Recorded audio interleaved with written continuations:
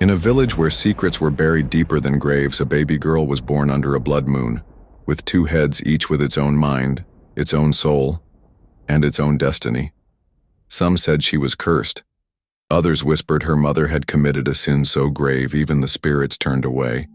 But no one, not even the gods, expected what she would become. They say the moon never lies, but that night it bled. The wind howled across the village of Odan like an ancient drum calling spirits to war. The trees twisted as though recoiling from what was about to happen. Deep inside a small mud hut lit only by the flicker of a dying fire, Iyaniwura, the village herbalist, screamed in pain. Sweat soaked her wrapper as she clutched her swollen belly, alone. Outside, the sky was stained red.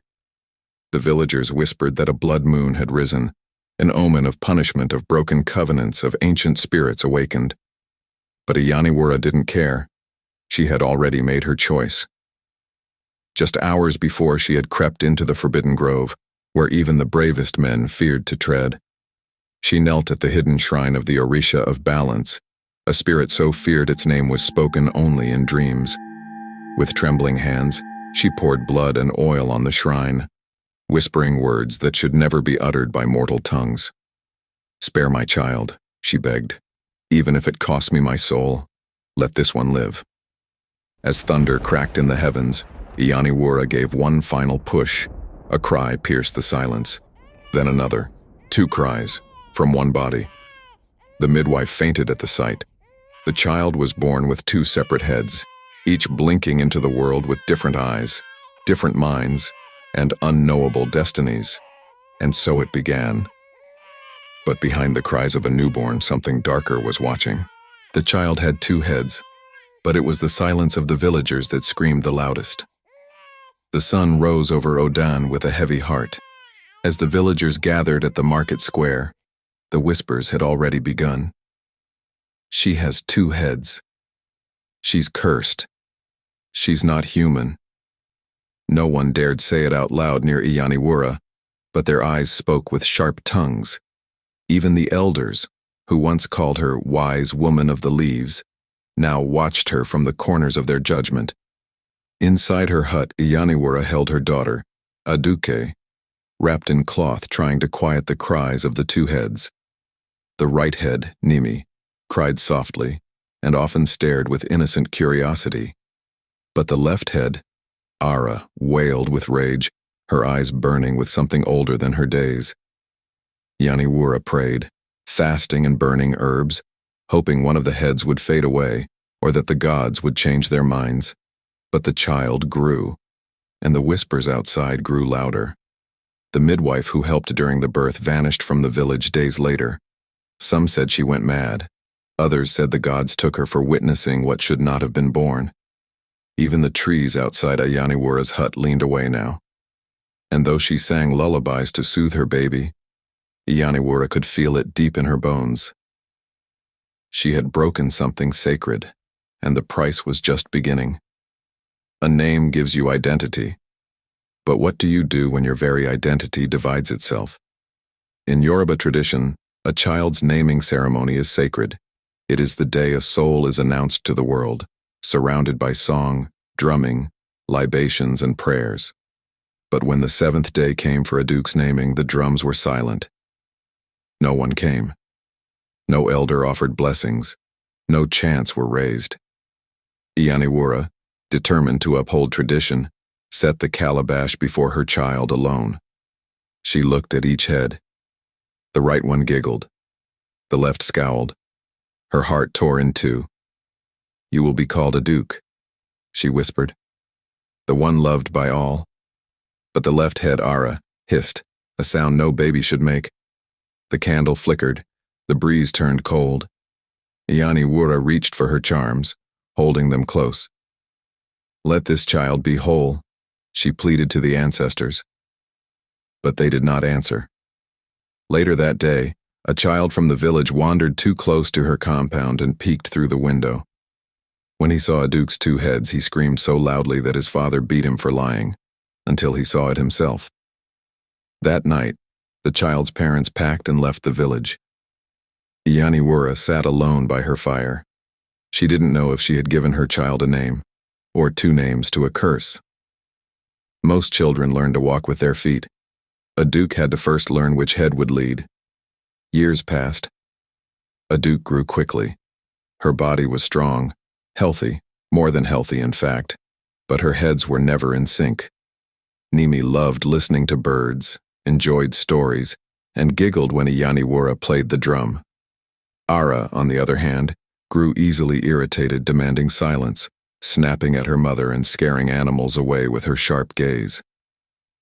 When Iyaniwura taught her how to grind herbs, Nimi helped. Ara complained. When Iyaniwura told her folk tales, Nimi smiled. Ara frowned. When they walked to the stream, children scattered, some throwing stones. Once a boy dared call her double-headed devil. Ara screamed a scream that sent him fleeing. His ear began to bleed that same night. The villagers began calling her Abami Eda, the strange being. Only Iyaniwura stayed strong. She refused to send Aduke away. "You are my daughter. You are not a mistake," she said again and again. But even Iyaniwura could feel it. The two heads were growing more different by the day, and deep within the girl something was brewing. Something that couldn't be held in one body for long. Some say dreams are whispers from the ancestors. Others say when the gods are angry, dreams become warnings. One night, Aduke awoke crying. Her small hands trembled. Both heads gasped for air. Iyaniwura rushed to her side. "What is it, my child?" But it was Nimi who spoke first. "I saw a forest of mirrors, and none of them showed my face." Then Ara whispered, her voice colder. "I saw fire. I saw you kneeling. And I saw something crawling. Something with no skin." Iyaniwura froze. That night she dreamt too. In her dream, she stood before the Orisha of balance, whose eyes were like smoke and silence. "You broke the law of separation," it said. "You merged two destinies. Now the price must be paid." When Iyaniwura woke up, the air in her room was thick. Her charms had turned black.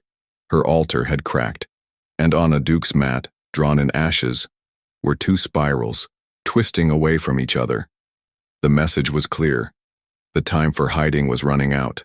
A secret kept too long becomes a threat. And in Odan, threats are dealt with swiftly.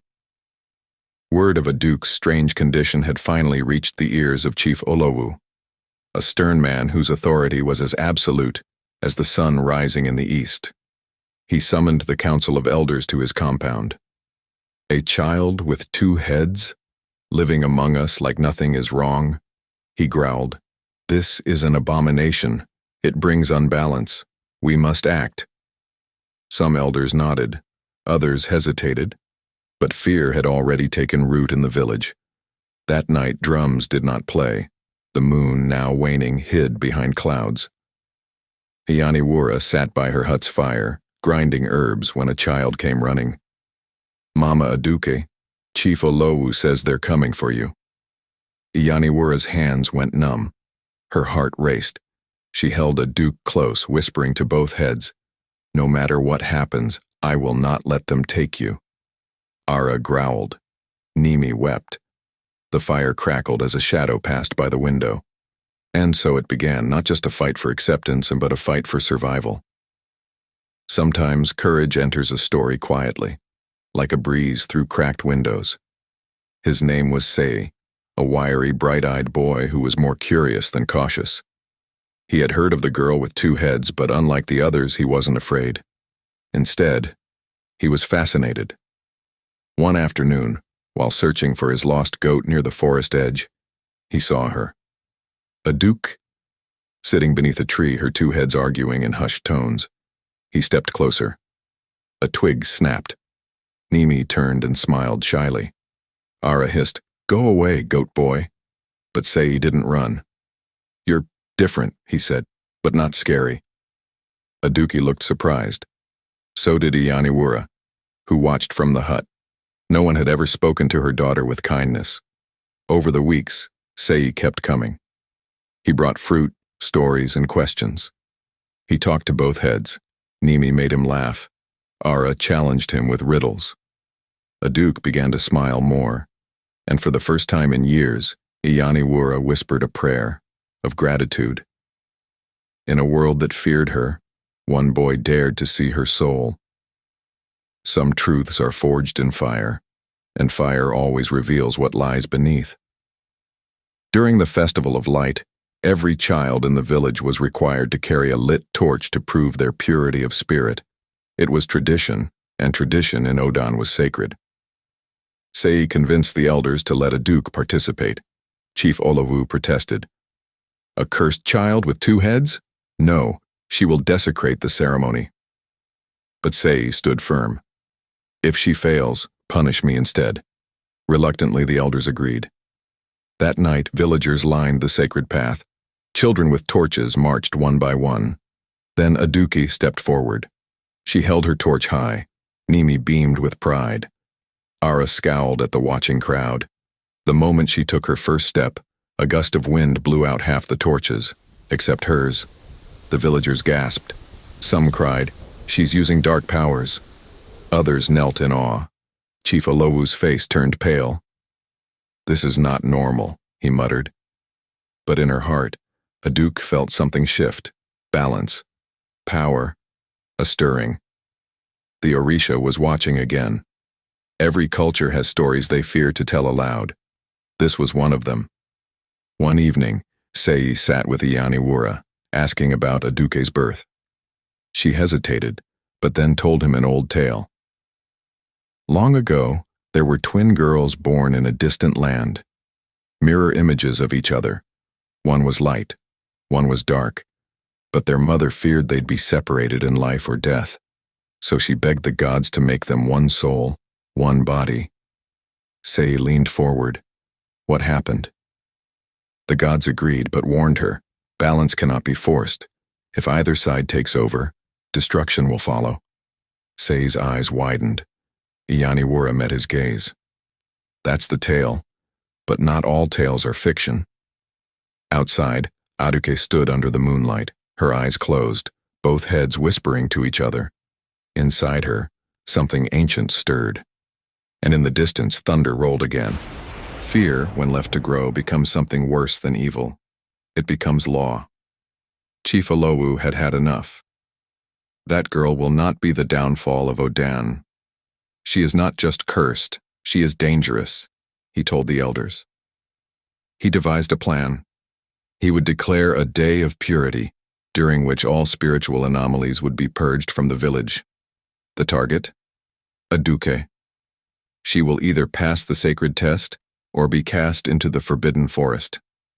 Some elders protested, but the chief silenced them. News reached Ianiwura. She wept, but Aduke didn't flinch. Let them test me, she said. I am not afraid. Ara smirked. Nimi closed her eyes in silent prayer. Sei clenched his fists. They won't harm you, I swear it. The day was set. The fire would rise and once again the gods would watch. The day dawned with a strange stillness. Even the birds held their songs. The day of purity had come, and so had judgment. The entire village of Odan gathered beneath the giant Iroko tree. Drums beat low, steady and ominous.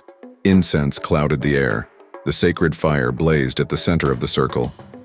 Aduke stepped forward, her 2 heads held high. The priest raised his staff. Let the spirits decide, he declared. The test was simple in words but deadly in meaning. Each participant must place their hands in the flame of truth. If their soul was pure, the flame would not burn. If not, the villagers watched in silence. No one had ever dared the test with such controversy hanging in the air. Aduke looked at Nimi. She nodded softly. Then she looked at Ara. Ara smirked with a dark grin. Let them burn, Ara whispered. Aduke stepped forward, closed her eyes, and placed both hands into the fire. Gasps rippled across the crowd. The flames rose, then turned blue. The fire hissed and danced around her hands but did not burn. The crowd erupted in confusion. Was she blessed, or something beyond understanding? Even the priest stepped back. This is not in the scrolls. Chief Olawu's eyes narrowed. She is defying nature, he spat. And for that, she must be stopped. When humans reject you, the forest listens, and sometimes it answers back. That night, Aduke wandered into the forest beyond the village, unable to sleep. Nimi whispered, "Maybe we should leave this place." But Ara hissed, "Let them try to chase us. We'll show them power." The forest welcomed her. The wind was warm, the leaves parted like old friends. She walked deeper, until she stumbled upon a stone altar, covered in moss, cracked with age, but glowing faintly. The shrine of the Orisha of Balance. A voice, not of man or spirit, rose from the stone. "You have survived what was meant to destroy you, but you are not yet whole." Aduke dropped to her knees. "What am I?" The voice answered, "You are two destinies forced into one flesh. Until you choose who leads, chaos will remain." She looked up. A mirror appeared on the altar. One reflection showed Nimi with a golden crown. The other showed Ara wrapped in black flames. "Balance," the voice said again, "or ruin." Aduke ran back to the village, her mind spinning, and behind her something stirred in the trees. Something awakened.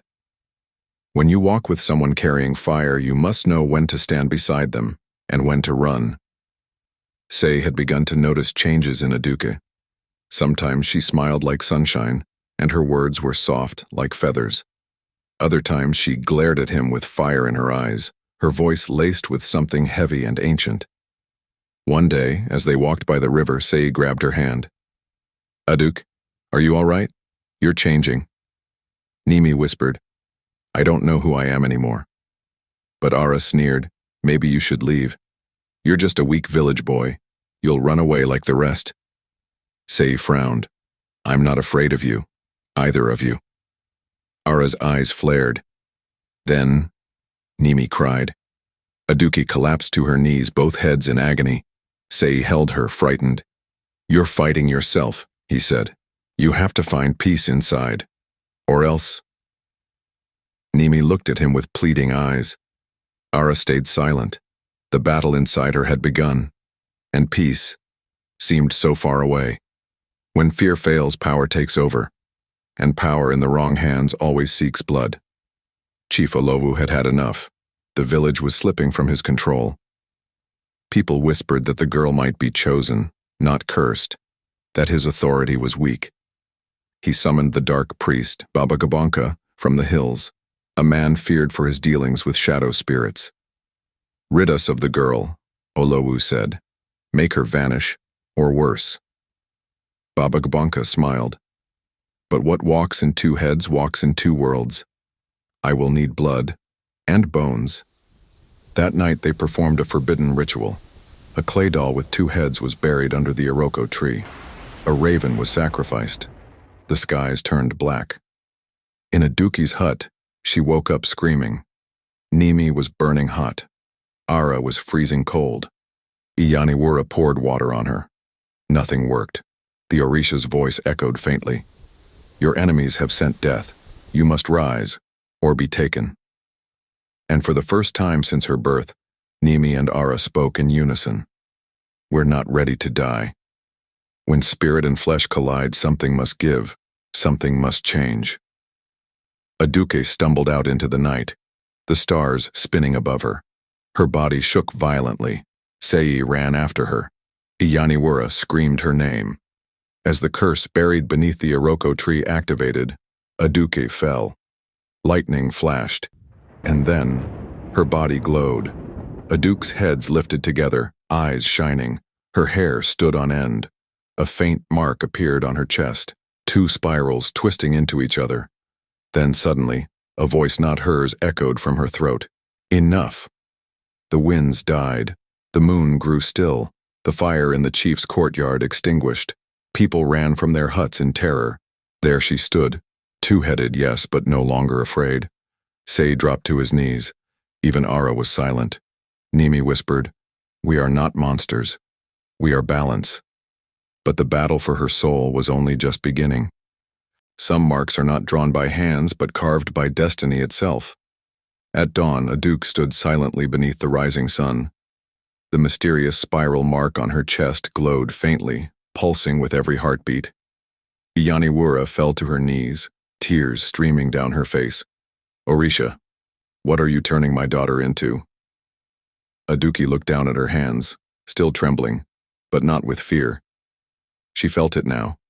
Power, connection, something ancient coursing through her veins. Sei approached carefully. "What was that last night?" Nimi answered softly. "We were attacked with darkness." Ira cut in sharply, "So we showed them a glimpse of what we truly are." Rumors spread fast. Some villagers claimed Aduke had transformed into a half-spirit. Others swore they saw wings. A few elders began whispering about the old scrolls, tales of Orisha-born children cursed by unnatural unions. Chief Olowu, humiliated by the failure of Baba Gabanka's spell, summoned the warrior guards. "We can't wait for her to destroy us. If the gods won't stop her, we will." Yaniwura knew then. The village wasn't just afraid of her daughter anymore. They were planning to kill her. Even the womb of home becomes a cage when fear sharpens its claws. Before the sun rose, Iyaniwura packed herbs, food, and the few charms that hadn't cracked from the curse. She shook Aduke awake. "We must go," she whispered. "Now." Sei was already waiting by the back gate. He had stolen the keys from his uncle, who guarded the compound. They didn't say goodbye. There was no one left to say it to. As they crept past the village borders, a horn sounded from the chief's quarters. Guards surged out with spears. "They're escaping with the cursed girl," Ara growled. "Let me burn them all." Nimi pleaded. "No. We need peace, not war." Aduke raised her hands, and the wind responded. A violent gust knocked the guards down, scattering their weapons. They ran into the forest, far from the safety of home, farther into the arms of whatever fate awaited them, and above them. The sky cracked with thunder again. The Orisha was watching. There are places hidden from the eyes of men, where only those between worlds can enter. This was one of them. Deep in the sacred forest, as their stomachs emptied and feet bled, Sei spotted a strange purple light in the distance. Aduke followed it, her mark pulsing stronger. They stumbled into a glowing mist, and beyond it, the spirit market. Creatures with no shadows traded salt for memories. Spirits floated, whispering riddles to themselves. Time itself felt slow, then fast, then still. Aduke, being a creature of two souls, was recognized immediately. "She carries the mark," a merchant said. "Let her pass." Inside the market, they found an old woman named Mama Ifun, who once served the Orisha of balance. She studied Aduke carefully. "You are fractured, yet whole. That mark means the Orisha has not given up on you. But time is running out." Aduke asked the question burning in her heart. "Can I become one again?" Mama Ifun nodded. "But first, you must face the soul within that refuses to let go." Ara went silent. To confront yourself is the bravest and most painful war you will ever fight. Mama Ifun led Aduke deep into the roots of a glowing baobab tree. There, hanging from a branch, was a silver mirror, but it did not reflect her body. It showed her spirit. When she looked, Nimi stood on one side, clothed in white, gentle and trembling.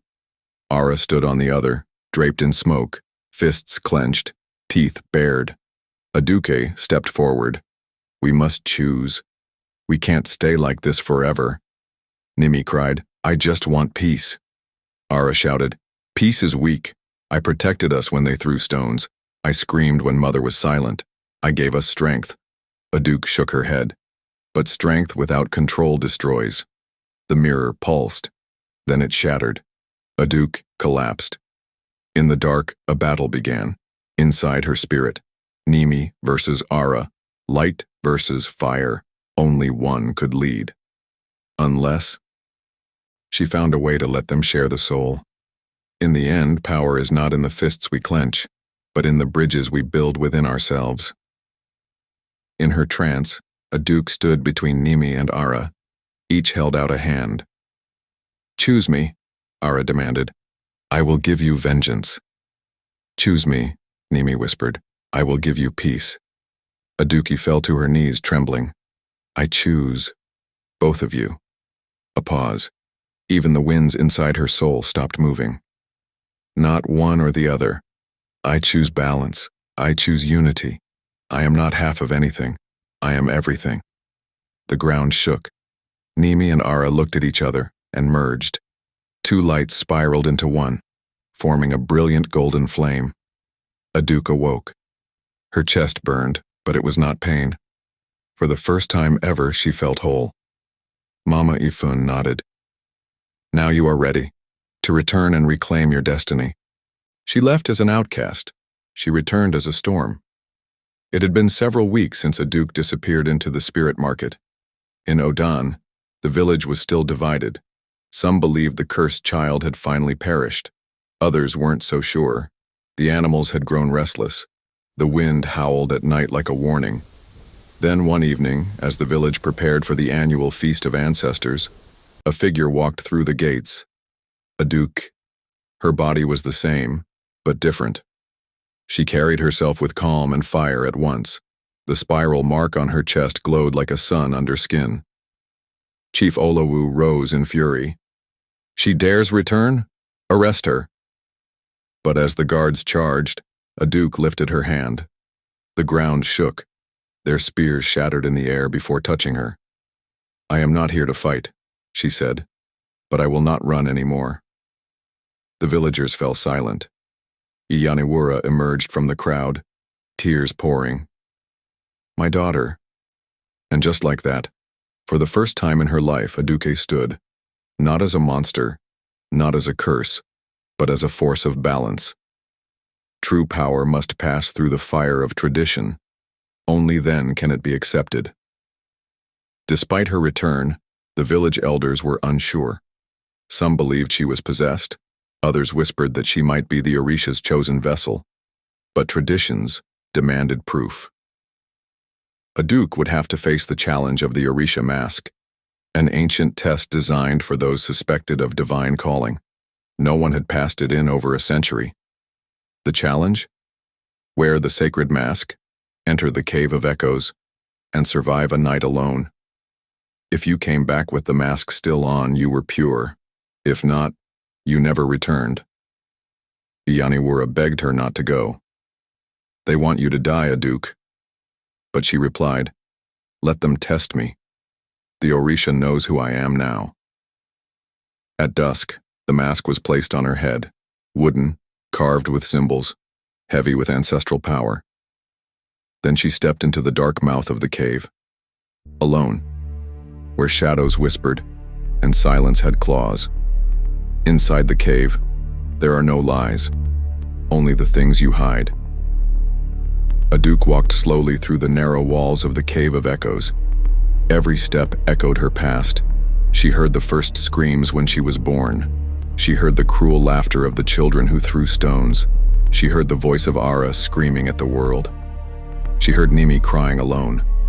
The walls flickered with memories, visions from her life. Times she had hated her own body, her own mother, her own existence. Then, the voices stopped, and from the darkness, a figure emerged. Herself, but with only one head. The figure stepped closer. "You're not real," Aduke said. "I'm who you want to be," the figure replied. "Normal, beautiful, accepted, without the curse." The false Aduke offered to remove the second head, offered her a normal life. Aduke shook her head slowly. "I no longer need to be like them. I was never broken, just incomplete." The figure vanished into mist. The cave roared, and the spiral on her chest pulsed in approval. When the ancestors speak, even kings bow their heads.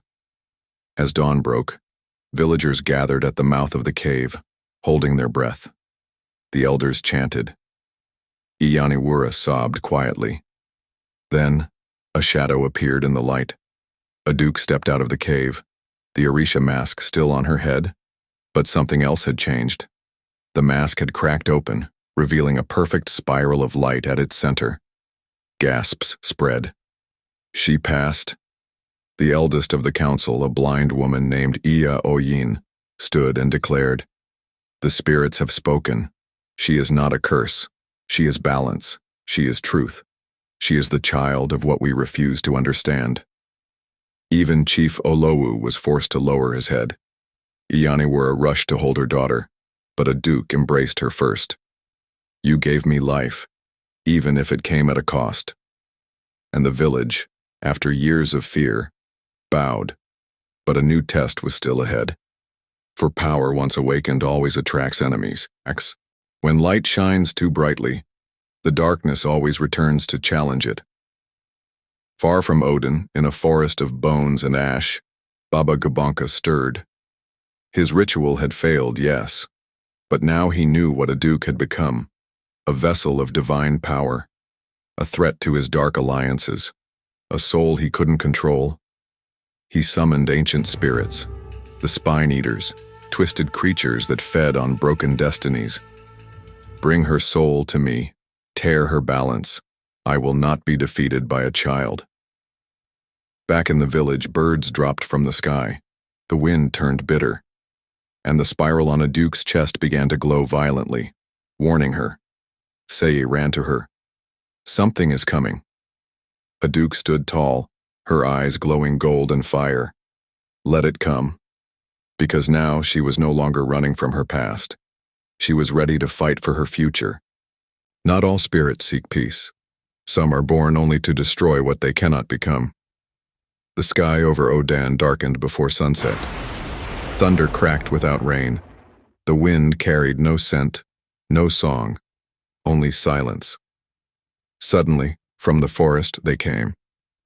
The spine-eaters, shadowy creatures with skeletal wings and mouths full of teeth, dragging chains of shattered souls behind them. Baba Gabanka's curses had awakened them.